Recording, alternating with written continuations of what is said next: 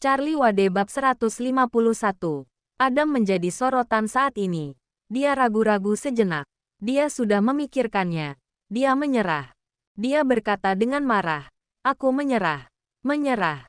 Pengecut. Sayang sekali. Sungguh memalukan. Ada ledakan omelan dan ejekan di tempat kejadian, yang membuat Adam kehilangan muka. Dia bahkan menyesal telah datang hari ini. Jika tidak pergi, dia tidak akan malu. Merasa sangat terhina. Adam sangat marah. Saat dia menoleh, tatapan Charlie menggodanya. Dia menjadi lebih marah. Dia tidak tahan untuk tidak menghampiri Charlie. Hei pria dengan nama keluarga Wade. Kamu sengaja melecehkanku, kan? Charlie perlahan mengambil anggur bilwocun di atas meja, menyesapnya, dan berkata, tidak ada yang memaksamu untuk melawanku. Kamu yang bersikeras melawanku. Mengapa kamu jadi marah? Jasmine di samping juga berkata dengan dingin. Tuan Quinton, aturan lelangnya memang seperti ini. Adam menggertakkan giginya karena marah. Tetapi dia tidak berani menyinggung Jasmine. Tunggu saja waktunya. Adam menunjuk Charlie dengan tangannya. Dan dia kembali ke kursinya. Charlie menggelengkan kepalanya. Adam, anak yang hilang, hanya membuat keluarganya menghadapi kesulitan. Di bawah perhatian semua orang, Charlie menggesek kartu hitam untuk membayar. Bagaimanapun, itu uang Graham. Jadi dia tidak merasa berat tentang itu sama sekali. Omong-omong, jika Graham tahu bahwa dia menghabiskan begitu banyak uang keluarga Quinton karena Adam, bagaimana perasaan Graham? Mungkin Graham akan menghukum Adam lagi untuk menghilangkan kebenciannya, kan? Ini menjadi sangat menarik. 1 jam telah berlalu dan pelelangan hampir berakhir. Adam tidak mengajukan penawaran lagi dan dia mungkin takut pada Charlie. Pada saat ini, beberapa staf lelang mendorong sebuah troli ke atas panggung dengan benda besar di atasnya. Charlie melihat ke atas panggung dengan menahan napas. Dia merasakan kuatnya energi spiritual dari atas panggung. Sama dengannya, Tuan Yaleman di kursi sebelahnya juga merasakan kesegaran. Menatap troli. Ini adalah harta karun terakhir. Saat Finn Baxendale mengangkat tirai yang menutupinya, kerumunan menunjukkan kekecewaan. Benda yang ada di troli itu ternyata adalah karang besar yang compang camping dengan rumput laut dan cangkang kering yang menempel. Menimbulkan banyak omongan di antara hadirin. Mengapa Treasure Pavilion mengambil batu pecah ini sebagai harta karun final? Finn Baxendale menjelaskan, semuanya. Mohon bersabar, ini adalah kerang alami. Ini akhir dari pelelangan ini. Cangkang kerang ini terbentuk secara alami di dasar laut. Telah diidentifikasi sebagai cangkang berusia 100 tahun. Cangkang ini telah berada di dasar laut selama ribuan tahun setelah kematian. Terdapat pola swastika alami di cangkang ini. Pastinya ini sebuah harta karun yang unik. Setelah berbicara, dia menginstruksikan staf lelang untuk membersihkan sepotong agar hadirin bisa melihatnya. Benar saja. Saat potongan terbuka seukuran telapak tangan menunjukkan warna merah keemasan transparan seperti ember. Dan ada pola swastika tersembunyi yang indah. Kali ini ruang lelang terasa benar-benar sensasional. Harga kerang berumur 20 hingga 100 tahun di dunia, berkisar antara 30.000 hingga 50.000. Tidak mudah bagi suatu kerang bisa mencapai usia 100 tahun. Berarti cangkang kerang ini salah satu harta karun yang sangat langka. Yang menjadikannya lebih langka adalah karena telah berada di dasar laut selama ribuan tahun. Warnanya keemasan, merah dan transparan, memiliki pola swastika yang alami. Bisa dibilang memiliki makna yang sangat baik dan merupakan harta karun tertinggi di antara cangkang kerang lainnya di dunia. Harga awal cangkang kerang ini adalah 9 jutaan. Bab 152. Hadirin langsung ramai menawar. Tidak butuh waktu lama. Harga penawaran sudah 12 juta. Banyak orang mundur mengetahui kesulitan mendapatkannya. Namun masih ada orang yang mengetahui manfaatnya. Mereka tekun menawar. Pada saat ini, Tuan Yaleman berdiri dan berkata dengan keras, saya akan menawar 15 juta. Setelah dia selesai berbicara, dia berbalik dan membungkukkan tangannya kepada semua orang. Tersenyum, teman-temanku. Aku datang jauh-jauh ke pelelangan hari ini karena menginginkan kerang ini. Tolong berikan mie tipis ini kepada saya. Saya akan memberi semua orang jimat perdamaian sebagai hadiah rasa terima kasih.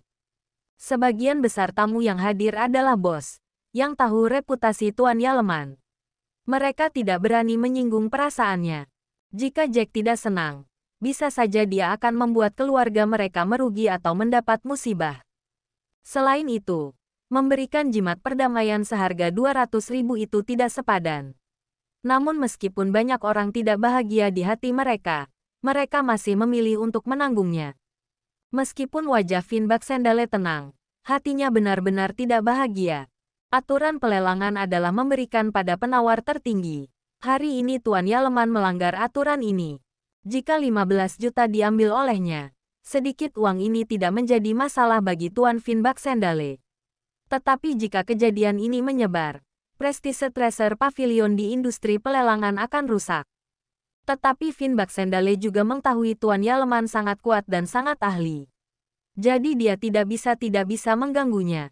Tuan Yaleman sudah begitu puas diri dan tidak bisa menahan kegembiraannya.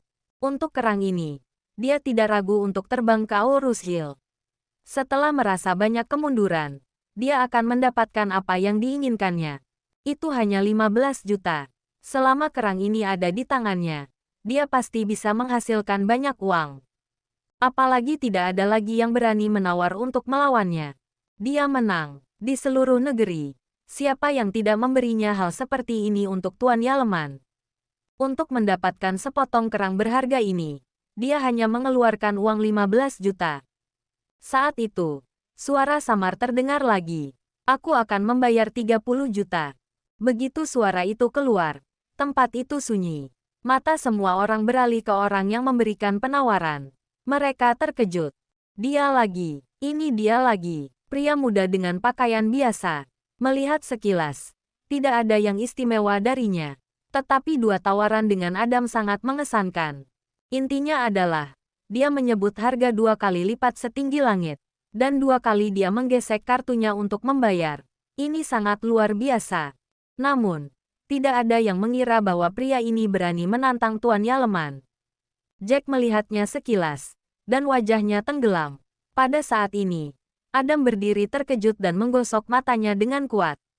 Jasmine juga tidak menyangka Charlie akan tiba-tiba melawan Tuan Yaleman. Dia hanya tahu bahwa Charlie memiliki kemampuan untuk menilai barang antik. Dia belum tahu berapa banyak aset yang dimiliki Charlie. Jasmine tidak ingin menyinggung Tuan Yaleman. Dan kali ini dia khawatir, Charlie akan mendapatkan pembalasan dendam dari Tuan Yaleman.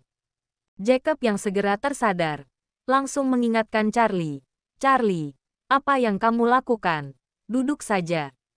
Ayah, aku bisa mengukur diri. Aku tahu yang aku lakukan. Charlie menoleh dan berkata dengan ringan pada ayah mertuanya. Charlie terlihat tenang. Charlie, apa maksudmu? Apakah kamu ingin merebut barang milik Tuan Jack Yaleman? Adam bertanya dengan suara lantang. Charlie tersenyum sedikit. Ini adalah pelelangan. Semua orang boleh menawar. Bagaimana bisa dikatakan aku mencuri barang orang lain? Kamu sudah sangat dewasa. Apakah kamu tidak mengerti aturan sama sekali? Setelah berbicara, Charlie mencibir lagi. Kamu, duduk saja di sana dan jangan bicara. Apakah kamu masih belum cukup merasa malu? Adam langsung malu mendengar kata-kata Charlie. Dia duduk kembali dengan rasa bersalah. Tidak mengucapkan sepatah kata pun lagi. Tuan Yaleman memperlihatkan wajah muram. Menatap Charlie seperti ingin menusuknya. Dia berkata, kamu lagi. Apakah kamu tahu dari mana aku? Jack Yaleman. Berasal. Beraninya kamu mengambil sesuatu milikku. Charlie mencibir dan bertanya kepadanya. Aku tidak peduli kamu tiran ayam macam apa. Aku akan merebutnya darimu hari ini. Bagaimana? Bab 153. Jack Yaleman menjadi gila. Dia terkenal di dalam dan luar negeri, semua yang hadir menghormatinya. Tetapi anak ini sangat angkuh. Dia berani melawannya beberapa kali. Benar-benar membuatnya jengkel. Terlebih lagi, dia berani memarahi dirinya. Dia ingin mencari kematian. Orang-orang yang hadir juga ketakutan. Dari mana dia berasal? Beraninya memarahi Jack Yaleman. Apakah sudah bosan hidup di dunia? Master Feng Shui seperti Master Jack Yaleman memiliki 10.000 cara untuk membunuh tanpa darah. Tuan Yaleman sangat kesal di dalam hatinya. Dia masih ingin mendapatkan cangkang kerang dengan harga murah. Jadi dia menahan sikapnya di permukaan. Dia berkata sambil tersenyum. Teman, ini hanya sedikit kesalahpahaman di antara kita. Ini hanya masalah kecil. Jika kamu menawar hanya untuk membalas dendam, apa itu tidak berlebihan? Tuan Yaleman sendiri rencananya ingin mendapatkan cangkang kerang ini seharga 15 juta. Jika Charlie tangguh, tawaran berikutnya bisa mencapai lebih dari 30 juta. Dia tidak ingin mengeluarkan banyak uang. Karena itu, dia menelan amarah dan berharap Charlie bersedia menarik tawarannya. Setelah mendapatkan dengan harga, dia akan menyelesaikan Charlie secara perlahan. Charlie sudah melihat motifnya sedari tadi. Dia berkata dengan jijik, "Jangan bicara omong kosong dengan saya. Kamu tahu, saya juga menginginkan kerang ini. Jika kamu mampu membelinya, kamu bisa melakukannya. Jika kamu tidak mampu membelinya, mundur saja." Adegan itu lebih gila lagi. Apa-apaan? Orang ini bahkan membiarkan Tuan Yaleman menjadi serba salah. Itu terlalu gila. Bukan. Tuan Yaleman memiliki wajah yang dingin. Tetapi untuk menghemat uang, dia berkata, "Saya sangat menyukai Tridacula ini. Dapatkah kamu memberi saya wajah?" Charlie meliriknya dan berkata dengan jelas, "Untuk memberimu wajah. Apakah kita sudah saling mengenal?" Setelah berbicara, Charlie bertanya lagi, "Hei, katakan saja padaku langsung. Bisakah kamu memberi penawaran lagi?" Wajah Tuan Yaleman menjadi sangat jelek. Selama ini belum ada yang berani berbicara dengannya seperti ini. Apalagi kali ini pria itu berusia sekitar 20-an tahun. Lebih muda dari murid dan cucunya. Menahan kebencian, Tuan Yaleman terlalu malas untuk mempertahankan sikapnya, dan berkata dengan dingin, "Saya tidak pernah berpikir bahwa saya, Jack Yaleman, akan begitu dihina oleh orang lain. Karena ini adalah persaingan yang adil, maka tentu saja harga yang lebih tinggi akan menang. Saya ingin melihat berapa banyak uang yang kamu miliki. Mari kita berebut kerang ini." Dia mengangkat kepalanya dan berteriak, "Aku akan membayar 50 juta. Hadirin banyak yang berbisik kembali. Lelang ini berganti menjadi pertaruhan besar. Suasana dengan cepat memanas. Aturannya sederhana. Siapa yang punya lebih banyak uang dia yang mendapatkannya. Siapa raja pertempuran ini? Tuan Yaleman berpikir sederhana. Jika dia melawannya sedikit demi sedikit akan buang-buang waktu saja. Jadi dia ingin menggerak dan langsung menawar 50 juta. Pria itu pasti akan tidak berani bertarung dengannya lagi. Namun, tidak ada yang menyangka ekspresi Charlie tetap sama. Dua kata keluar dari mulutnya. 100 juta. Harga tawaran langsung naik 2 kali lipat. Suasana di venue mendidih. Hanya dalam beberapa menit, harga lot ini telah meningkat 10 kali lipat. Menjadi peristiwa yang sangat menarik sepanjang sejarah lelang. Adam tidak bisa menahan diri berteriak, "Charlie, jangan berpura-pura punya uang. Apakah kamu masih punya uang?" Charlie tidak bisa menahan tawa, dan berkata, "Ada, mengapa? Kamu tidak yakin? Saya akan mengatakan yang sebenarnya. Kartu yang saya gunakan ini milik keluarga Quinton. Diberikan oleh paman kedua kamu. Mengapa? Apakah kamu terkejut?" Bab 154. Kamu. Wajah Adam memerah karena marah. "Kamu bajingan. Beraninya kamu menipu uang keluarga Quinton. Cepat atau lambat, aku akan memotongmu menjadi beberapa bagian karena sudah pembohong." Tuan Yaleman menoleh ke samping, memandang Adam, dan bertanya, "Tuan muda Quinton, apakah kamu kenal orang ini?" Adam mendengus dingin dan berkata, "Dia adalah menantu dari keluarga Wilson. Dia tidak punya pekerjaan, dia hanya tinggal di rumah. Baru-baru ini, dia menipu paman kedua saya untuk mendapatkan uang. Benarkah?" Tuan Yaleman mengangkat alisnya dan mendengus sinis. "Anak muda, saya menyarankan kamu untuk tidak terlalu sombong. Jika tidak, kamu akan menderita. Bukan saya memandang rendah kamu. Dapatkah kamu menunjukkan 100 juta? Wajah Charlie sedikit dingin, dan dia berkata dengan santai, "Saya tidak bisa menunjukkannya. Tapi kamu tidak perlu khawatir. Kamu bisa terus menawar. Jika tidak mau menawar, tutup saja mulutmu." Tuan Yaleman tidak bisa menahan diri lagi. Dia sangat marah. "Nak, kamu mencari kematian." Charlie tertawa dan berkata, "Aku mencari kematian. Apa kamu yang membuatku mati? Kamu bahkan tidak mampu mengeluarkan uang untuk membeli benda ini. Dan kamu masih ingin membunuhku. Hahaha. Bodoh sekali. Tuan Yaleman diejek berulang kali oleh Charlie. Dia tidak bisa lagi mempertahankan sikapnya. Dia menggeram dengan wajah cemberut. Anak muda, sebaiknya kamu memberikan benda yang aku inginkan ini. Karena percuma kalau kamu yang memiliki. Karena kamu tidak akan bisa menggunakannya. Begitu kata-kata ini keluar, wajah Finn Baxendale tiba-tiba berubah. Jelas-jelas Jack Yaleman melanggar aturan yang akan menghancurkan reputasi Treasure Pavilion. Wajahnya pucat, tetapi dia tidak berani membantah Tuan Yaleman. Dia sangat tidak nyaman. Charlie tersenyum sedikit. Jika kamu menginginkan hidup saya, kamu harus menunggu pelelangan ini berakhir, bukan? Dan lelang belum berakhir. Saya baru saja menawar 100 juta. Silakan kamu menawar. Jasmine sangat terkejut. Tuan Yaleman bukan orang biasa. Bahkan keluarga Moore tidak berani berurusan dengan Tuan Yaleman. Tapi apa maksud Charlie dengan menyinggung Jack Yaleman sampai mati? Dari mana dia memiliki keberanian ini? Jacob jatuh di sofa karena kaget. Dia terengah-engah, berpikir, ini sudah berakhir. Ini sudah berakhir. Ini sudah berakhir. Menantu saya sudah berakhir. Dan keluarga saya akan berakhir. Wajah Tuan Yaleman kaku. Charlie tidak menganggap Jack serius sama sekali. Kata-kata ini tidak diragukan lagi memukul wajah Jack Yaleman dengan keras. Namun, apa yang dikatakan Charlie benar. Ini adalah lelang. Jika ingin mendapatkan kerang itu, harus terus menawar. Tapi, 100 juta siapa yang mampu membelinya? Mata semua orang tertuju pada Tuan Yaleman ingin melihat bagaimana dia menanggapi Charlie. Wajah Tuan Yaleman berubah biru dan putih untuk masih ingin mendapatkan kerang. Dia menekan amarahnya dan berkata kepada Charlie dengan suara rendah.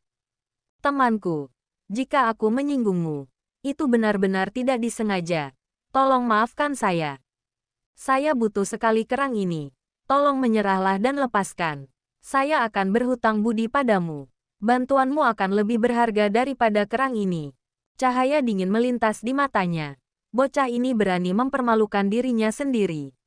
Ketika masalah ini selesai, dia harus membunuhnya. Charlie berkata dengan ringan.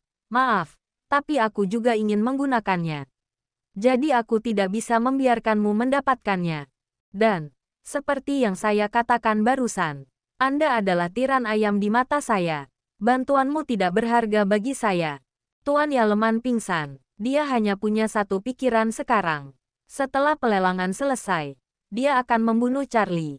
Harus membunuhnya. Melihat Tuan Yaleman pengecut, hadirin menghela napas. Benar-benar tidak berpikir pemuda ini baru saja menantang Tuan Yaleman sampai akhir. Bahkan yang dikalahnya adalah Tuan Yaleman. Dengan palu terakhir juru lelang, Charlie akhirnya berhasil mendapatkan kerang dengan harga 100 juta. Tuan Yaleman sangat marah. Dia melirik Charlie dengan marah dan wajah pucat. Dia langsung meninggalkan tempat itu. Dia ingin membunuh Charlie saat ini juga. Tetapi situasinya tidak memungkinkan. Masalah ini harus diselesaikan dengan perlahan. Jasmine melihat ke belakang Tuan Yaleman yang pergi. Dia mengingatkan Charlie. Tuan Yaleman bukan orang biasa. Saya tidak yakin dia akan menyerah begitu saja. Dia pasti akan merepotkan kamu. Berhati-hatilah hari ini. Charlie tersenyum dan berkata, aku justru khawatir dia tidak akan datang. Charlie Wade bab 155. 100 juta ditukarkan dengan kerang. Semua orang berpikir bahwa Charlie gila. Charlie tidak peduli sama sekali. Dalam perjalanan pulang, Charlie menjelaskan pelelangan kepada Jacob. Dia katakan, pembayaran 100 juta yuan sudah diketahui oleh keluarga Quinton. Jangan sampai lelaki tua itu takut. Setelah tiba di rumah, Charlie mulai mempelajari kerang. Sementara Claire masih belum pulang dari kerjanya. Cangkang kerang ini seukuran roda, dan telah dibersihkan. Setelah dipoles sebentar, langsung terlihat permukaan merah keemasan dan halus. Dengan sedikit kekuatan, Charlie memecahnya menjadi beberapa bagian. Dia mengambil sepotong dan melihatnya. Benar saja, ada 3 manik-manik putih yang muncul dari cangkang tebal. Ini adalah inti dari kerang, manik-manik roh laut. Manik-manik ini adalah salah satu dari 7 harta karun Buddha. Dan manik-manik kerang ini memiliki reiki yang sangat berlimpah. Hanya kerang-kerangan dengan masa hidup lebih dari 100 tahun yang memiliki energi spiritual, reiki. Memiliki reiki dengan cara menyerap esensi lautan. Mutiara suci samudera seperti ini adalah yang terbaik dalam hal pemurnian reiki, energi spiritual. Sangat sulit diperoleh. Itulah sebabnya Charlie tidak ragu untuk menghabiskan banyak uang. Charlie memperoleh total 3 manik-manik mutiara suci samudera dari kerang. Dia sangat puas. Setelah itu, Charlie mengambil kayu darah naga dan memukul kayu itu dengan kilat. Menurut metode dalam buku apokaliptik, dia harus menggunakan aura untuk membuat beberapa sidik jari di dalamnya. Begitu sidik jari memasuki kayu darah naga, kayu itu mengeluarkan guntur terkuat di dalamnya. Begitu mutiara suci samudera bertemu dengan aura kilat ini, ada kilatan cahaya keemasan samar, dengan cepat menyerap aura yang keluar dari kayu. Charlie mengambil manik suci samudera dan mulai menyempurnakannya. Manik-manik itu secara bertahap terbentuk sempurna di tangannya. Dia mengeluarkan kalung mutiara yang telah menangkan di pelelangan hari ini, mengambil beberapa mutiara dari kalung itu, dan menyempurnakannya bersama dengan manik-manik suci samudera. Dia akhirnya menyempurnakannya menjadi untaian gelang. Sisa cangkang kerang juga bisa menjadi alat pemurnian berkualitas tinggi.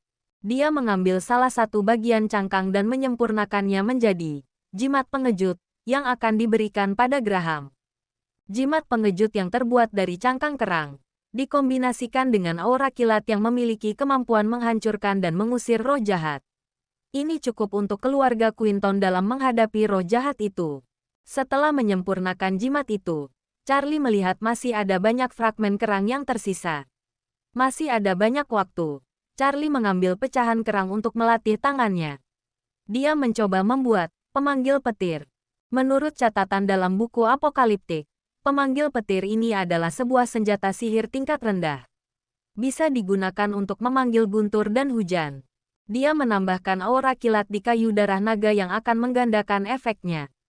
Ini bisa digunakan untuk mengusir hantu dan mengusir roh jahat, dan juga bisa digunakan untuk menyerang dan bertarung. Dia baru saja selesai berlatih pemanggil petir ketika dia mendengar gerakan dari bawah.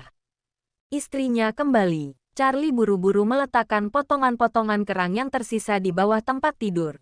Dia berjalan keluar dari kamar dengan mutiara suci samudera yang baru saja disempurnakannya. Dia melihat Claire sudah berdiri di ruang tamu, mengatakan sesuatu kepada ibu mertuanya, Elaine.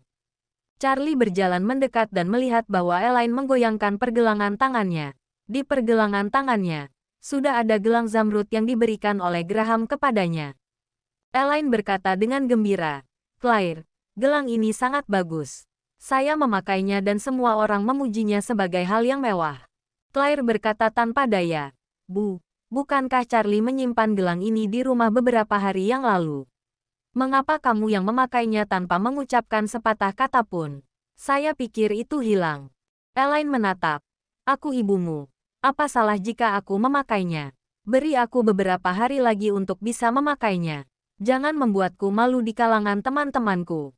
Melihat ibu dan putrinya berdebat, Charlie bergegas dan berkata, Claire, biarkan ibu memakainya jika ibu suka. Saya baru saja membuat gelang baru dan saya ingin memberinya untukmu. Gelang apa? Elaine meraihnya seolah-olah dia ingin menemukan harta karun. Tetapi dia melihat itu hanya seutas manik-manik kerang. Dia segera menyerahkannya kepada Claire. Ini benda yang tidak berharga. Charlie Wade bab 156. Claire mengambilnya, meletakkannya di tangannya. Kamu yang membuatnya sendiri, kan? Ya, Charlie mengangguk dan berkata, gelang mutiara cangkang ini memberikan efek menenangkan saraf dan membantumu tidur nyenyak. Bisa menangkal roh jahat dan memberikan pertahanan diri. Saya terburu-buru. Bentuknya masih kasar. Saya akan membuat yang lebih bagus nanti. Claire tersenyum. Terima kasih suamiki. Saya menyukainya. Sama-sama. Charlie menarik napas lega. Kalung giok yang dia berikan kepada Claire sebelumnya sangat berharga. Tetapi Claire tidak banyak memakainya. Dia biasanya menyukai hal-hal yang sederhana. Dia tidak peduli dengan perhiasan emas dan perak. Dia tidak suka memakai perhiasan yang terlalu mencolok. Namun, Claire sepertinya menyukai gelang manik-manik kerang ini. Melihat Claire menyukai gelang yang rusak itu, Elaine bergumam dengan marah. Ini bukan emas, bukan juga giok. Hanya seutas mutiara kerang yang tidak berharga. Apa gunanya? Charlie tersenyum dan tidak mau berdebat. Lebih baik membiarkan Claire tidak mengetahui nilainya. Jika dia tahu gelang ajaib ini bisa ditawar lebih dari 1 miliar oleh orang kaya, Charlie khawatir Claire tidak mau memakainya. Setelah memberikan gelang itu kepada Claire, Charlie turun ke bawah. Sudah ada kurir yang sudah dia hubungi. Charlie ingin mengirimkan paket jimat pengejut dan kartu hitam ke Graham.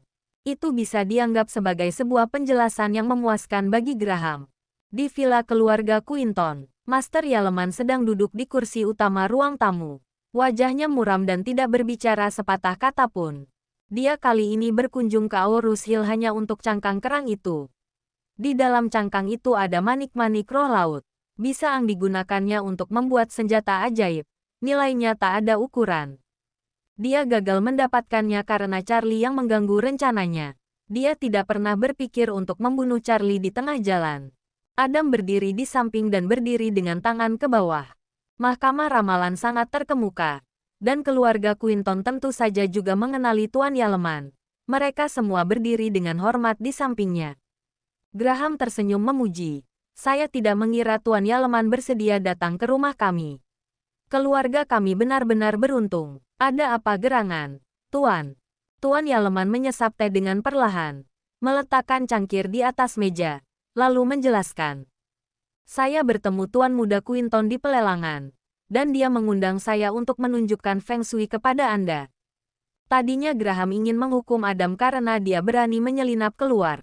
Tetapi melihat Adam mengundang Master Yaleman yang terkenal, dia menundanya. Tuan Yaleman, tolong beri kami petunjuk.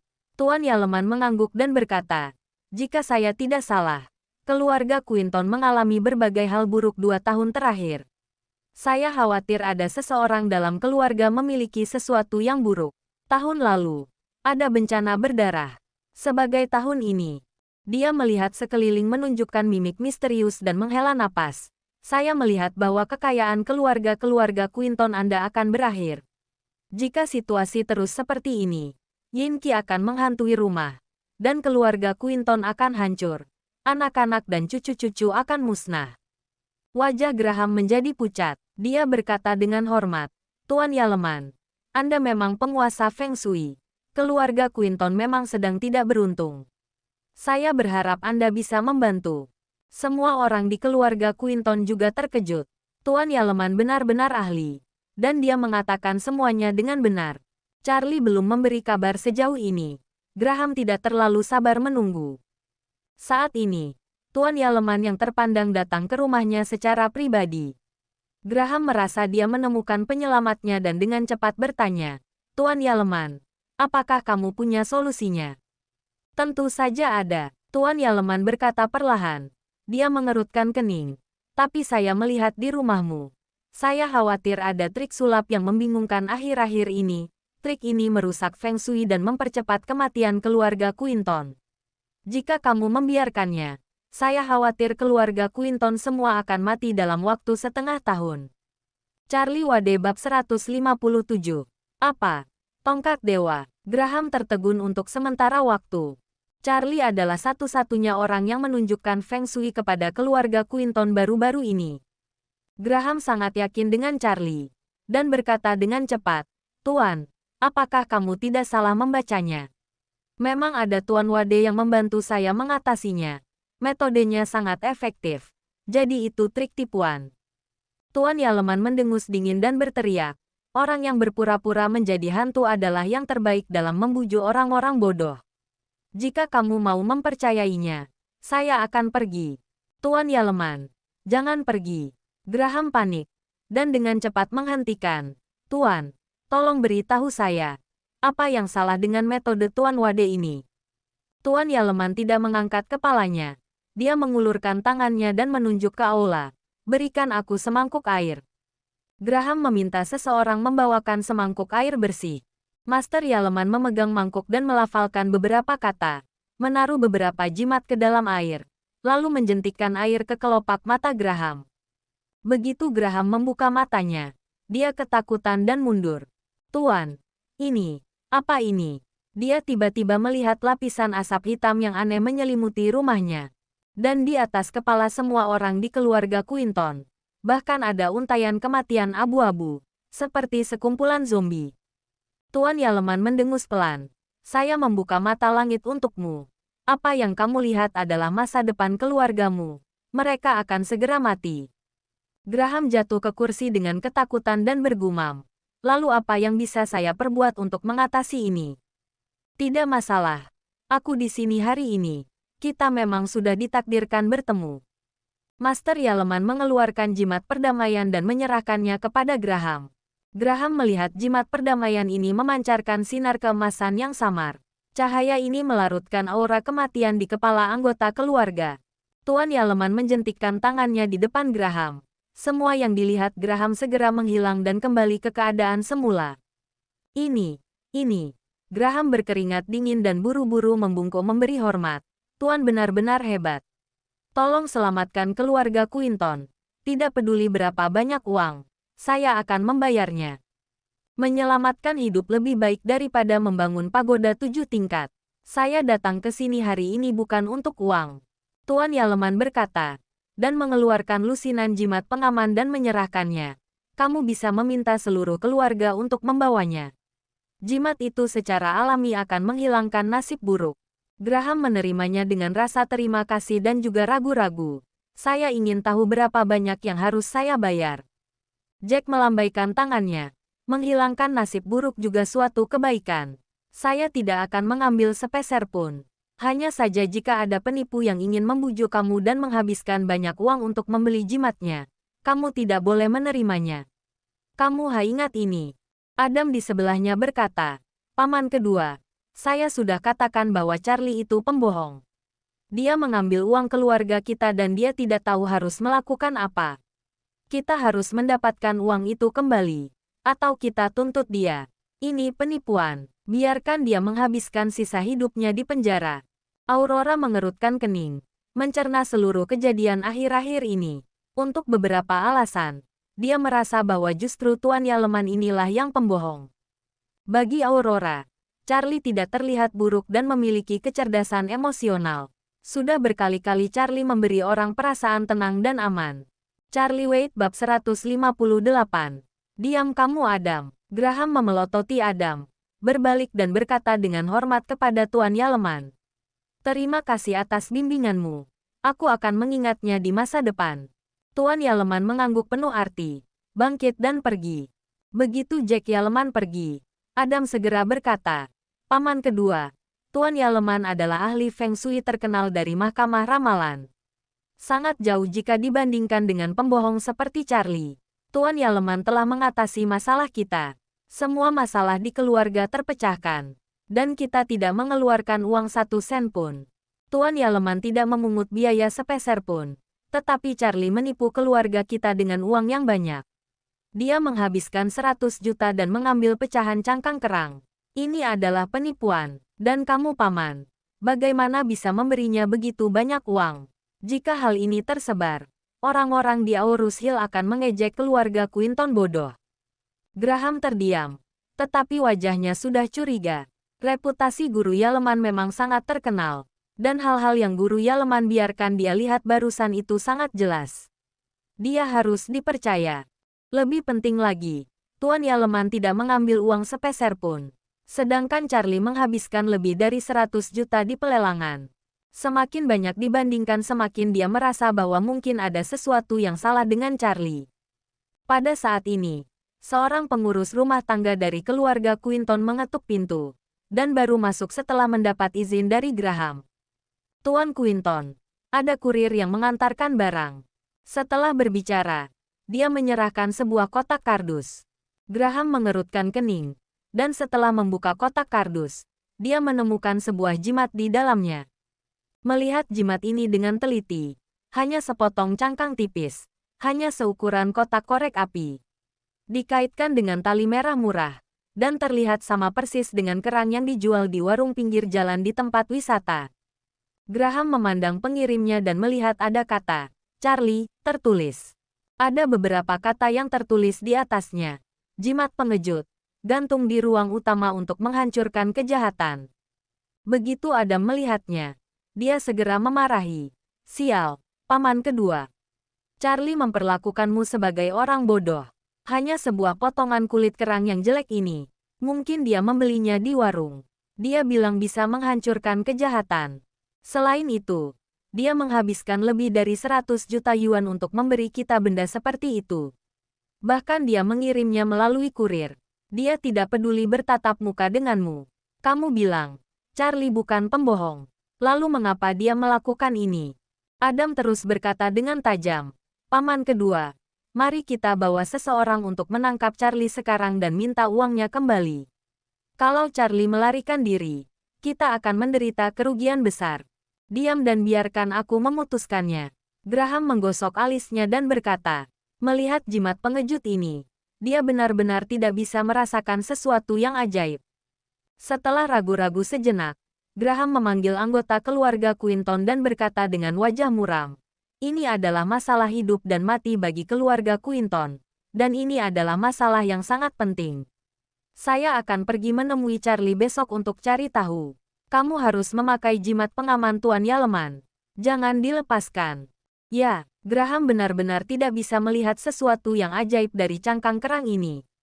Paman kedua, aku ikut pergi. Adam meminta. Pria bermarga Wade ini sudah menyakitiku. Sekarang aku akan menangkap ekor rubahnya. Aku harus menghancurkan kakinya dengan tanganku sendiri. Memang kamu bisa mengalahkannya. Graham mengerutkan kening dan berkata, tetapi jika kamu benar-benar ingin pergi, bawa beberapa pengawal lagi. Pastikan keberadaan Charlie besok, untuk berjaga-jaga.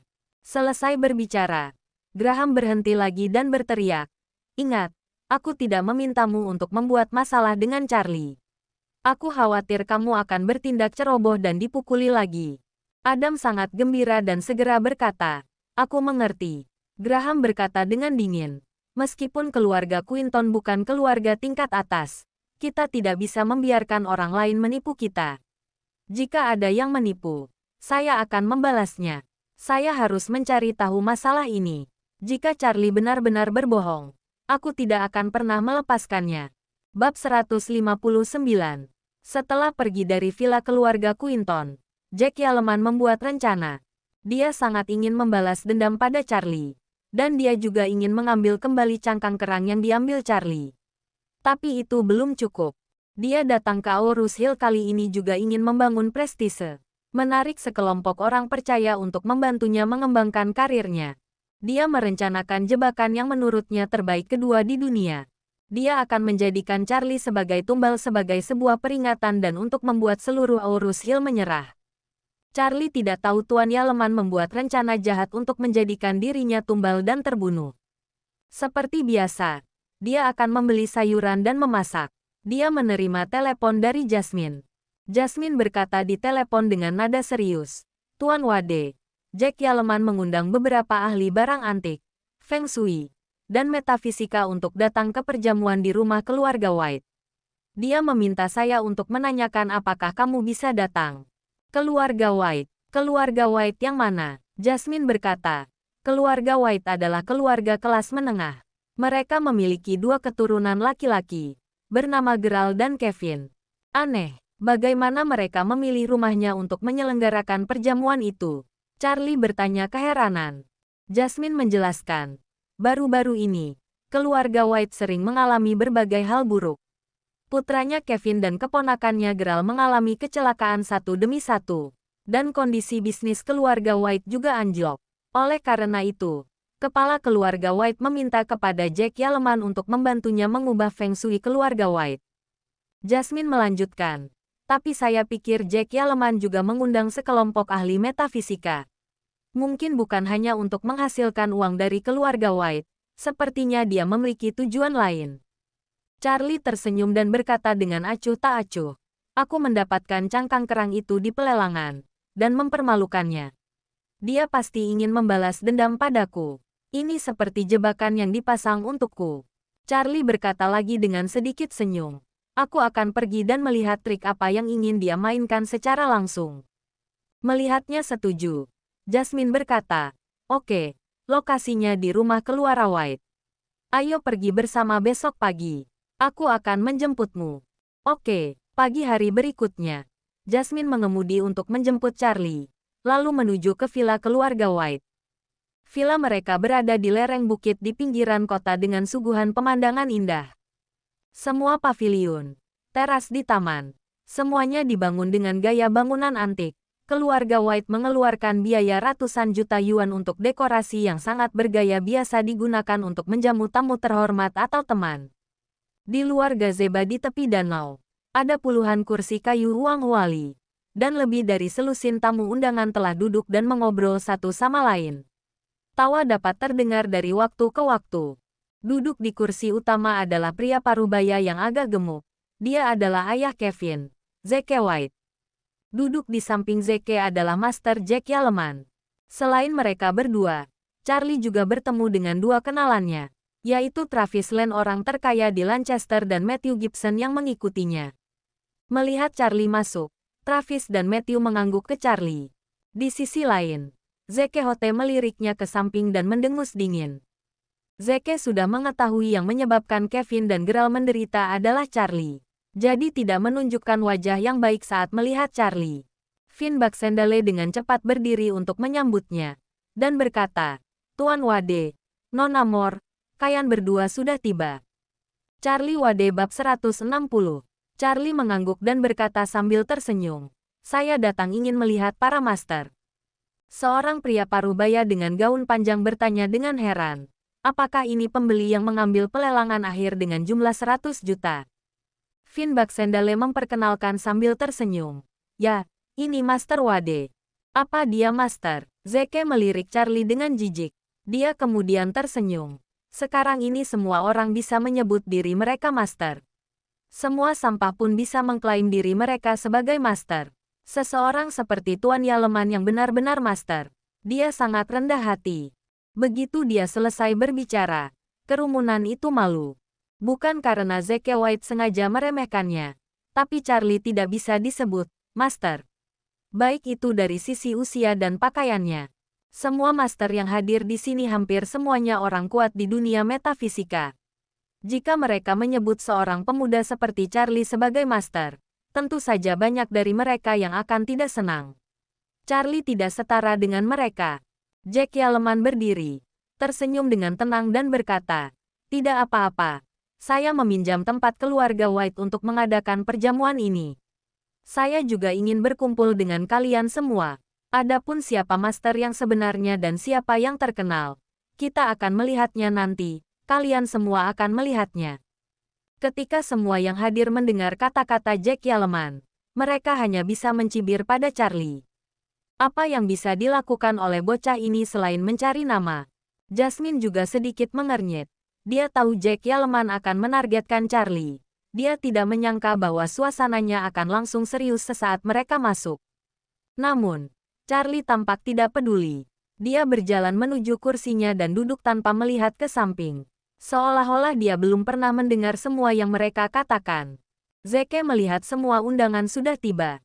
Jadi dia berkata, "Karena semua orang sudah ada di sini, izinkan saya memberitahu bahwa hari ini, Tuan Yaleman meminjam tempat di keluarga White untuk mengadakan perjamuan ini. Pertama, saya ingin mengenal semua orang. Kedua, saya juga ingin mengetahui kemampuan dan keterampilan Anda semua. Bagaimana kita bisa membandingkan satu sama lain?" Seseorang bertanya. "Tentu saja, itu tergantung pada keahlian." Jack Yaleman berdiri dan menerangkan. "Aturannya sangat sederhana. Seperti yang kita semua sudah tahu. Ada 5 disiplin ilmu dalam metafisika. Ada 5 disiplin ilmu di bidang kedokteran. Kalian dapat memilih disiplin ilmu yang kalian kuasai. Lalu pilih lawanmu untuk bersaing. Agar lebih formal, dana disponsori oleh keluarga White. Setiap kontes memiliki hadiah 5 juta. Siapa yang menang akan mengambil 5 juta. Dan yang kalah juga akan mendapat 50.000 untuk biaya perjalanan.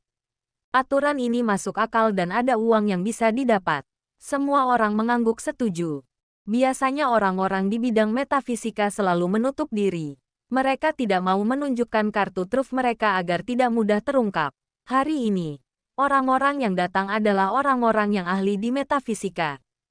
Ketika semua orang berkumpul untuk bersaing, mereka tidak hanya bisa cari tahu detail satu sama lain, tetapi juga dapatkan bonus, membunuh 2 burung dengan 1 batu.